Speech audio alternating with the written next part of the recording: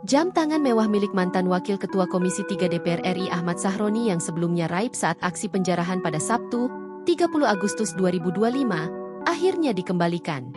Proses pengembalian dilakukan dengan mediasi di kediaman orang tua remaja yang diduga mengambil jam tangan branded Ahmad Sahroni.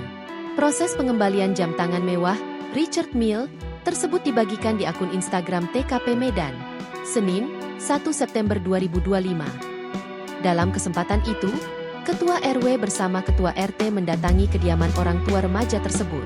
Dari pertemuan itu, pihak keluarga bersedia menyerahkan kembali barang berharga milik Sahroni yang ditaksir bernilai 11,7 miliar rupiah.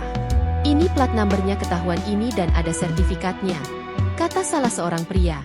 Ibu dari remaja yang mengambil jam tangan Ahmad Sahroni mengaku kooperatif untuk mengembalikan barang branded tersebut. Ia merasa barang senilai belasan miliar itu bukanlah haknya. Proses penyerahan berlangsung kondusif dan tanpa insiden.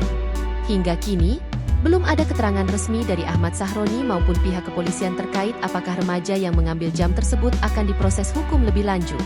Sebelumnya, beredar video, seorang remaja yang ikut menjarah memamerkan jam Richard Mille Ahmad Sahroni di media sosial. Identitas sang remaja tersebut diduga langsung dilacak lewat jejak digital.